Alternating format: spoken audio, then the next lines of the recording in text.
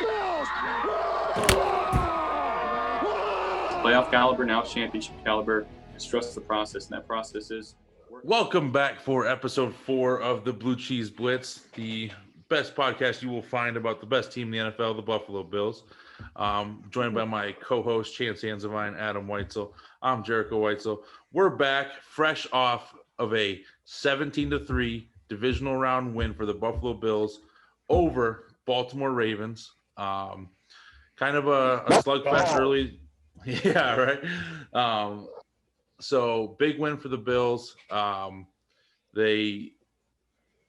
was close early. You know, the wind played a huge factor in the game. It was tough offensively, and 3-3 at halftime. Bills come out, opening possession, have a great drive, go down and score. Looks like the Ravens are going to answer back. And then MVP Lamar Jackson throws an interception, returned 101 yards by Taron Johnson. Set the final score at 17-3. Obviously, a big part of that is the next play after that, a bad snap that Lamar runs back to try to pick up and throw, lands hard on the back of his head on the turf, gets a concussion. He's out for the rest of the game. So kind of a big storyline. But Adam, I'll start with you. What do you think kind of the overall how the Bills played on Saturday night? I mean, like you said, kind of a slugfest at the beginning. I mean, wasn't pretty, wasn't probably how we wanted to start offensively, kind of stalled a couple times.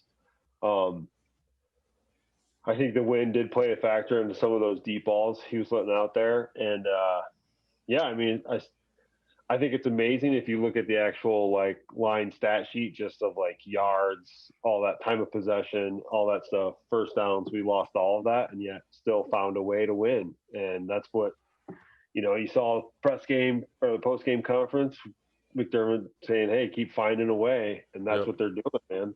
Johnson coming up huge with that pick. He also had 6 solo tackles. So he played his ass off too, man. The defense showed up for sure. And I think right from the beginning, you could see, especially that front four, had a plan for how to keep Lamar in check and in that kind of stall and the pocket passer. They were kind of staying in their lanes. Like you mentioned before, Hughes loves to dip inside, and he wasn't doing that and keeping that outside contained. So, I mean, I think we held him pretty good into check about him getting loose. Yeah, I thought he had a really good game. Probably one of his best games of the entire season for Jerry Hughes. And then, you talk about the wind. I think wind's the biggest factor in more than even snow and rain, just in football games. But a big part of it was Justin Tucker, the 2 missed kicks. I told you, he is a sissy-ass ballet dancer from Texas. He cannot kick like Tyler Bass can. Obviously, T-Bass missed a couple too, but you could tell that was and they said the problem was it was gusting. So even if you think you got it measured out and all of a sudden you kick it and it takes off. So, but yeah, I thought the defense, and we talked about it, no one else talked about it, that we had a great game plan for him last year. And then we brought it and had it again this year and really contained Lamar. I thought I thought early we weren't doing a great job because we were bringing our extra pressure from the middle, and they were able to, with your option, you don't have to block everybody on the edge, and if someone on the edge isn't coming, it makes those reads a lot easier. And then we switched that up a little bit later, probably the second quarter on, where we were bringing our pressure off the edge and bringing guys flat, and I think that really had a lot to do with messing up their run game. And then, like you said, those third downs, when we are rushing the passer, having lane integrity, rushing through tackles, a lot of TE stunts, bring a guy so when he does try to step up, we got a guy looping back inside. So that was a good thing. And then offensively, like you said, we moved the ball okay. Didn't score a ton of points, but Chance, what are some of the things that you thought that we did good offensively to at least get the points we needed to get the win? Yeah, playoff football, it's different. You don't have to go out there and prove every single week that Josh Allen is an MVP candidate. You just got to find a way to win the game. That's what they did. It was cool to see them rely heavily on Stephon Diggs again. 8 catches, 106 yards. All year long, you've kind of seen him been the big play guy when they need a go-to play. Allen to Diggs, that's what it's been. the trend has continued so far in the playoffs. This week, too, it was cool to see John Brown get more involved. 8 catches, 62 yards. So without him, the last portion of the year, they've relied on other guys, but it's nice to see moving forward in the playoffs, him hopefully being healthy. We have that threat to go to, too. Typical Bills football, though, find a way to win, whether it's gritty or not. Right. It's nice. Yeah, and like you said, I don't think they win that game without Stephon. I think that's the game right there. Why you trade that first round pick and you say, hey, we need this guy because the Diggs effect. And Baltimore has 2 really good corners. You can argue Jimmy Smith is a really good slot corner. And I know he plays outside a lot, and they bump Humphrey to the inside. But even on the elite corners, Diggs is so good he gets separation, and it makes it. You don't want every throw. And when we saw it a couple of years ago, and even a lot last year, in the really tight games, every throw Josh has to make is into a super tight window.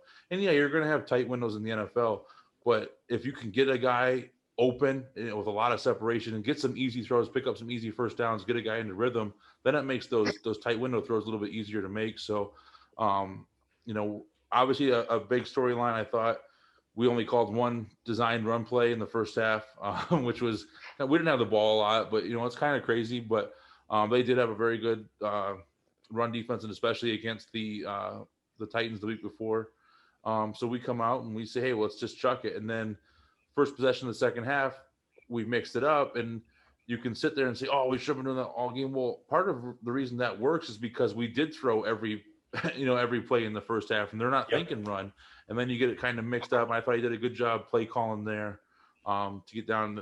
We did a good job executing to get that touchdown down that first drive out, and then obviously, I don't know, and then I've never been around for any like an iconic franchise iconic play, that Taron Johnson, that return for a touchdown, that's got to be up there. I mean, Baltimore's driving down. It's towards the end of the third quarter. They're going to tie it up 10-10. This is going to be a really tight, close game. He plays that cover 2. They call it cover 2 red. He plays that really well, reading Lamar's eyes. He was locked in on a target, and he steps in front of it and makes the return for a touchdown. So that was pretty crazy. We kind of all talked about, imagine what the place would have been like if that was a full stadium and that happened. I probably would have registered as an earthquake or something on the dam. It would have been nuts. Yeah. Yeah. I mean, even it was cool to see that end zone camera angle, and you can see him running away from it, and you can see all the crowd just going apeshit. It was amazing. I mean, my favorite. We were going crazy here too, but it was just I was I can't imagine there what it was going like. So yeah, my favorite shot in all of sports is when something big happens and you can see the person doing it, but behind them you can see the teammates and him running down into the end zone with the Bills players on the sideline and the coaches going nuts. Mm-hmm. That was one of the coolest things ever. So yeah, that was, I thought, really good game plan going in, really well executed. Josh made some big throws when he had to. Chance, me and you were talking about some of them where, he's got guys in his face. He's hitting 20-yard balls to the outside on the sidelines and stuff. That's where that big arm comes into play. When you got less than ideal weather conditions, and he's still able to sling the rock and pick up yardage. So thought we did a good job of that. Anything else kind of? Well, just that to add to that, I think he's become so accurate even in different arm slots now. He can find those passing lanes and still get it out to the sideline like that. It's truly unreal sometimes. I mean, it looks so effortless how he throws. I mean, that's what I was saying earlier in the year. I felt like every other quarterback looked so labored, especially some of the older guys like Cam Newton and stuff. It just looked so much harder for them to throw, and Allen is just, and it's there. Yeah. And so one of the coolest throws I thought too last week was the that third down to Dawson Knox where they brought the rusher off the edge and Knox was kind of wide open. And it was just enough. Josh had to get up and over the guy. You're just happy that Dawson Knox caught it. Oh, I say it every single week. He catches the hardest balls you'll throw at him. If we one-handed over some dude on the sideline, but you throw a ball that's wide open in space like a hitch, he'll drop it 90% of the time. Yeah. Too long to think about it. Yeah. Yeah. I think that's one of the things that gets forgotten with Josh's arm strength. Everyone knows Josh has a huge arm. They're thinking, oh, deep ball, deep ball, deep ball. But the difference that makes in that intermediate passing, even the short checkdowns, if you're checking down to someone who's as elusive as Motor is in the flat, you can get it to him, boom, and he can turn around and he's got some separation from the tackler where he can make a move, or those throws to the outside to Diggs. If you can get it on them right away and they have a chance to make plays after the catch, if you watch, very rarely does Josh get a ball knocked down from a DB closing on a receiver. And that's part of that arm strength, getting that ball in there. You know, if guys don't have great arms, they get a lot of passes knocked down, you know, receivers getting ready to catch it, guy comes in, punches it out. That doesn't happen a lot to Josh because he's part of it, he's a lot more decisive this year. And then a big part of it is that arm strength of being able to, when he sees what he wants, boom, it's there and it's on target. So I think that's where I think arm strength plays a lot more factor in the NFL than pushing the ball on the field. I mean, everybody in the NFL, even Breeze, as hard as it is for him, he can get it down 50 yards. Yep. It's that zip on those intermediate passes that is making a big difference. So, no, I thought played a good game. I thought it was cool. We'll go around maybe do some unsung heroes, but mine, and it's kind of the whole defensive line, but too, like, you get a guy like Trent Murphy. Trent Murphy was inactive for probably a majority of the season, and he's out there. He's just a good football player. He's perfect. You know, Chance, you made that point. He's perfect for that game because he will do his responsibility. He won't go to try to chase a guy down from the backside and get out of. He'll do kind of his responsibility, and then I thought Harrison Phillips played a really good game on the inside. You know, he gets crushed a lot because everyone kind of came out that rookie year and thought he was going to be a replacement for 95, and it hasn't really happened. Well, it's a late third round pick. He's kind of a depth rotation guy. He's not going to be a, you know, if you want to be disappointed in somebody, be disappointed in Ed Oliver. But I thought he played okay. I thought the whole D line for the most part was probably my unsung hero of just doing their job. Nothing splashy, nothing huge outside of Hughes, but just kind of doing their job. So, Adam, you have maybe an unsung hero? Yeah, man, you actually took it away from me. Like Trent, because on the stats, it's not glaring. He had one tackle, one tackle for loss. But like I said, I saw early the defensive line was just maintaining their gap integrity, and like you could tell right away, like. And to your point, he was a healthy scratch last week, but he is a pro and he knows, what he needs to do. And I think Leslie Frazier trusts him, like you said. Like we know he's not going to be trying to get a stat sack and all that type of stuff. But again, I think Taron Johnson, not only for the big play, but he also had 6 solo tackles too, man. Like those guys were coming up in support to help keep that run in check. Same with Hyde and Poyer, obviously, too. But, I think the entire defense stepped up big time when the offense kind of sputtered, whatever it be, the weather, us not being in sync or something. But they stepped up big time for sure. Right. Chance, what about you?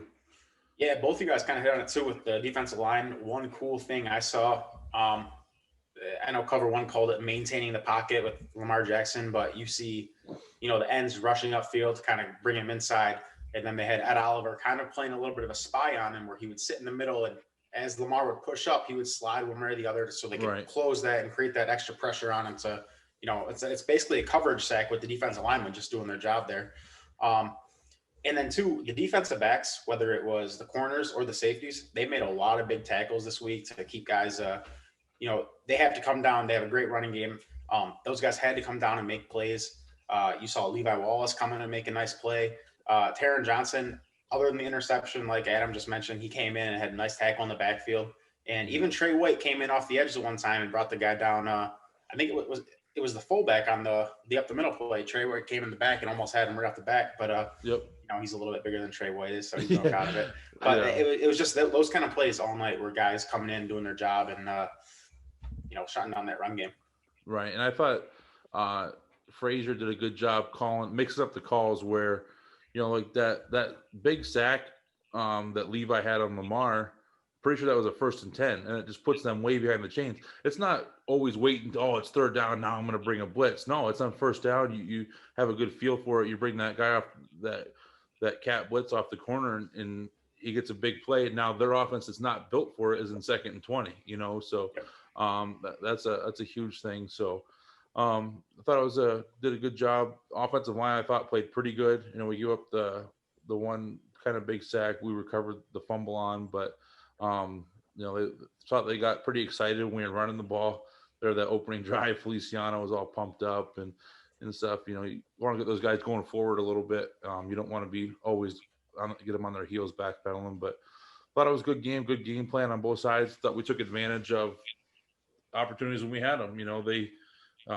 They throw the pick, we return it for a touchdown. It'd be easy for them just to catch it and go down in the end zone. Now we got to go 80 yards for a touchdown, but took advantage of that pick. Also, the field goal in the first half came off a shank punt into the wind, and we get the ball at the, I don't know, the 40 or something, 45 going in, and we get, it's not, we want touchdowns out of that, but getting that field goal in a low scoring game is huge. So thought it was a good overall effort all around. Awesome that we're moving on. Like kind of McDermott said after, we just find a way. These people, if this would have happened, if that would have happened, what doesn't matter. All it is about winning. It doesn't matter if it's 2-0 or 50-48. So just finding a way. I think it's cool to see. We still haven't. I don't think our offense has played good yet. And that's kind of was our thing all season, was how good our offense played, and we haven't really clicked big time yet. And that's part of playing two really good defenses. But it's nice to see the defense step up and win a game that way, which we kind of thought going into the season we were going to get anyways. But Bills going to win 17-3 over the Baltimore Ravens in the division round, moving on to the AFC Championship game, which will be against the Kansas City Chiefs. So we'll come out with that preview. That'll be probably drop that Sunday morning, get you ready for the game. So look out for that, and make sure you're following along. Go Bills. All right. It's the Bills! Playoff caliber, now championship caliber. Just trust the process, and that process is work hard.